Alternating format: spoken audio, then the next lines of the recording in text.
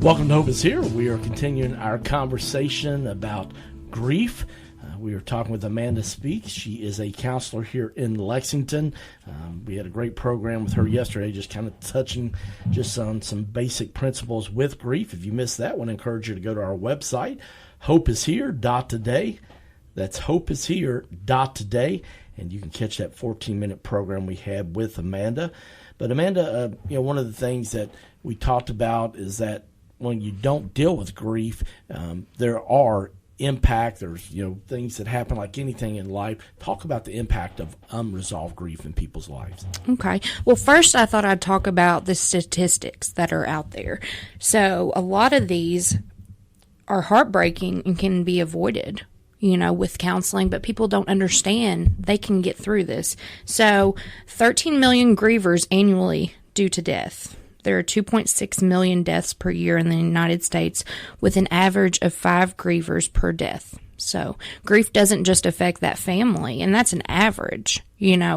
With Barron, when he passed, there were 1,000 at his funeral, and there's still his friends today that are coming up to me talking about him dealing with it. So it could be more, it could be less, but that's just an average. There's 2.5 million grievers per year due to divorce. It doesn't include the children that go through that process as well, because that grief is a whole nother topic as well. 15.6 million grievers per year due to a romantic breakup. And so another thing is, too, a study of 95,000 persons who lost a spouse found that overall death rate for their surviving spouse doubled in the first week following the loss. So it's really important, especially, if it's someone very significant in your life, to get in and get help with that as soon as possible. But talking about unresolved grief, it is cumulative and cumulatively negative. And what I mean is it kind of just builds up. It builds up and builds up until it kind of explodes. And that's when you have these times where you don't handle it well. Also, too, unresolved grief is everywhere. Thousands of mental health people work with have found that although their clients come with them with a presenting issue, a lot of times I found that it is grief related. These things that may present one way, but it's, a loss back in their childhood or earlier on in their life they didn't even realize are still affecting how they do things today. Because a lot of times when we have hurts, we can self-fulfill prophecy. And what I mean by that is, say you were in a bad relationship, and after that, you kind of determine your relationships after that by what happened in this.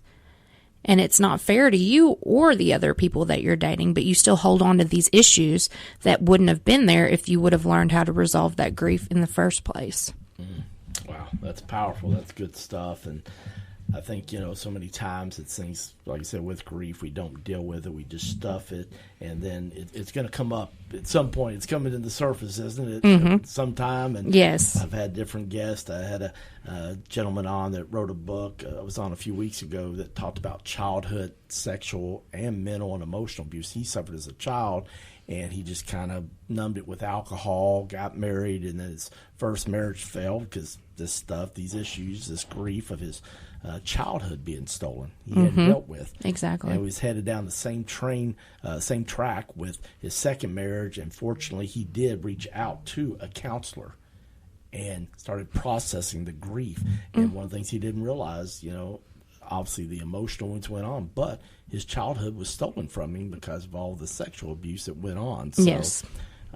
He said, I just wish I would have dealt with that earlier. So that's why we're doing these programs. If you're listening and you're thinking, you know what, I'm that person, something in your childhood happened that you've never told to anybody, you need to grieve over that loss, because I'd shared before on a program that I was sexually violated as a child myself. And when I did some counseling several years ago and finally dealt with it for the first time, I realized the counselor told me, he said, you had part of your childhood stolen from you.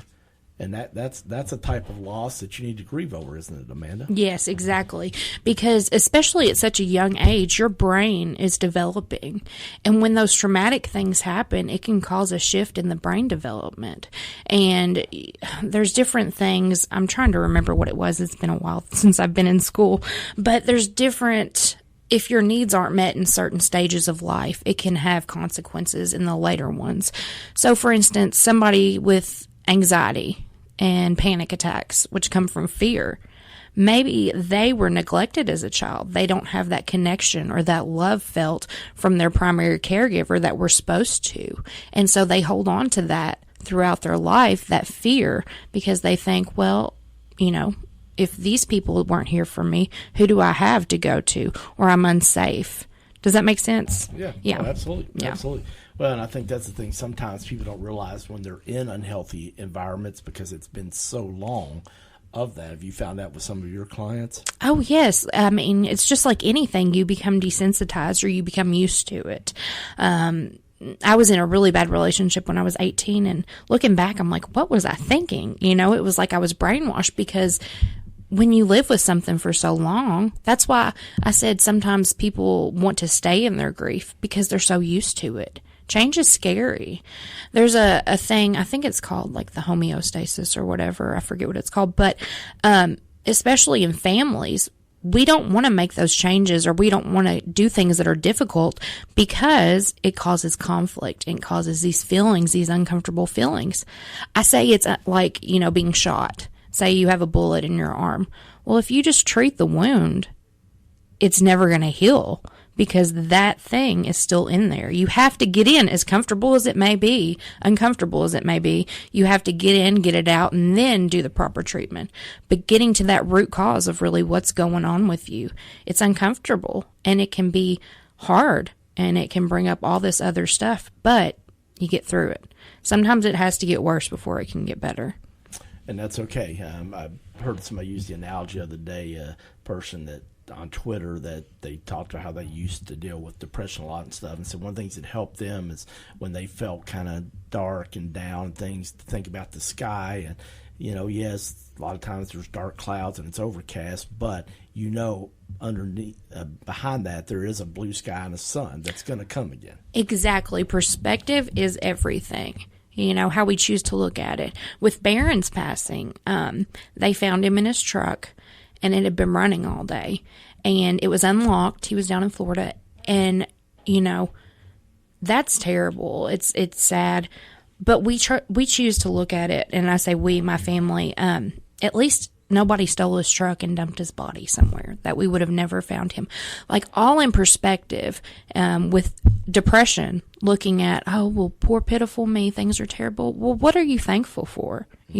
So many times in this country, we forget that we have clean water. We can access it anywhere we go. We have restrooms. We have air conditioning, thank God, because it's terrible, right now. But we have homes and we have assistance. People forget these things. And a lot of times we compare ourselves to other people, and that will fail every time, because everybody is unique and different, especially in the way they handle things and deal with things. And as on Facebook and everything, people put their best foot forward. Oh, absolutely. Oh, so you look at it, and especially if you're going through a hard time, I recommend not getting on Facebook and strolling, because you're going to see everybody's happy photos, everything that's good that's going on with them, and you're like, oh my gosh, my life's terrible. Yeah, it's that old compare game. Oh, gosh. I talk about that often here on Hope is Here, that, everybody puts their highlight reel on Facebook. Oh, yeah. Nobody puts the, quote, negative, the bad stuff, and we all have it. And I think one of the things that's helped me a lot, I heard somebody, a speaker, say several years ago that life is like the weather and the seasons. You go through dark times, the winter and things, but there's a spring coming and things will bloom again. The summer, obviously, it can be hot, but the sun's shining. You think good things, and you get into the fall, things start to kind of die some, of course, and get in that winter. But the seasons rotate, and so not to get too low in the dark times of your life, but not to get too high on the other sides. Exactly. It's all kind of a balance, isn't it? Yeah. Well, and also, too, we go through things, and how we handle them is how we choose to view it. And I say choose to view it because so many times we play the pity game. Oh, this is terrible. Why is this happening to me? But we forget that God allows bad things to happen as a testing of our faith to make us stronger. And so rejoicing when we have these trials, not saying, oh, we get to have these trials, woohoo, because in those times you don't. But thank you, God, that you allowed me to get through this so that I'm a stronger person and that hopefully I learned a lesson through it. What would you teach me through it? Well, Joyce Myers had a lot of impact on my life, and she talks about, she's been through a lot of things in her life, has a great testimony, but she says when bad things happen and things that are not fair and unfortunate, you can choose to do one of two things. You either become bitter or better. Yes. And I think that counseling, and I tell people here on this program often, it's some of the best money I've spent because I choose to be better, but sometimes we need a little help doing that. Exactly. And people say, well, it's expensive, which I take insurance, but also too, sometimes that doesn't pay very well. But how much would you pay if your arm was broken or if you had a disease or anything like that? People don't see mental health as dire as medical emergencies, like physical, but mentally it can affect your health. Unforgiveness, having unforgiveness in your heart causes anxiety, which increases your adrenaline, like your cortisol levels, all this stuff, which we have those for a reason. But when they're at a high level all the time, not how they're supposed to be, it can cause things like cancer, heart disease, stroke, all these different things that result from the way you're thinking or dealing with things. So it is very important to take care of your mental health. It really is, and I think people are being more acceptable that this is. Like you said, if you had cancer, you would go see the doctor and take the drugs. One of the things I've talked about on this program before, and I know you don't prescribe it through your practice, but there was a time in my life where I was going through a rough season where I took an antidepressant for a couple of years. So sometimes it's kind of a combination of things, isn't it? Yes, definitely. I always like to say I'm not against medication, but there are different ways you can go about it. But sometimes it's needed. I had to use them too whenever I was going through a hard part of my life. But it's kind of like, say you want to go to the gym and lose weight or buff up. Well, if you just take the pre-workout, it's not really going to help much, is it? I mean, it might a little bit, but it's the same with medication. If you don't learn to change your thought process, if you don't learn how to see things differently and really put in that effort, the medication isn't really going to be that effective. It may be for a little bit. I mean, I see people that have switched medications 10 times in the past few years, and I'm like, but you have to change the way you think about things. You have to want to get better and put in this work. But like you said earlier, our society is so like Burger King, have it your way, whatever. Right. Yeah. And fast food, we want things in an instant, and things that take time and work, we're kind of like, oh, well, that's too much trouble. Yeah. But for that peace in your life, really, is it too much trouble? Right. I agree. And I know for some people, they don't feel like they can be, safe and a safe place and be vulnerable, and that's one of the things I've found. I'm fortunate to have some friends, but also with the counselors, I'm paying for this time. This is my time. Exactly. And so somebody to listen, but also to help in a safe, confidential place. And I think we all need that, and so I think it's one of the best investments people can make. I agree. And it's not just a career for me. I really want to help people, especially, and it just happened within the past, I know, since my brother died, that really changed me a lot. I mean, I was a therapist before, but it was kind of going through the motions. Now I really feel like I found my calling in this, and I want to help people get through, no matter what it takes. Well, we've been talking with Amanda Speaks. She is a counselor. She is specializing in grief, but she can help you with lots of things. But if you want to check out her practice and see how you can get in contact with her and maybe start some healing process in your heart, in your life, you can go to her website, griefrecoverycare.com. That's griefrecoverycare.com. Or give her a call at 859-595-0836. That's 595-0836. I'm Greg Horn. We'll continue our conversation tomorrow with Amanda Speaks on Hope is Here. To go to the next level, you have to change the way that you think. There is way more inside of you than you can imagine. Everyone has influence. Come to the Global Leadership Summit on August 9th and 10th and learn skills to help you lead transformation. The summit features high-impact leaders like Craig Groeschel, Angela Ahrens, T.D. Jakes, and more. Experience the Global Leadership Summit on August 9th and 10th. Register today at willowcreek.com/summit or call 800-570-9812 and use the priority code radio. Local host site in Central Kentucky is Lex City Church. Check them out online at lexcity.church.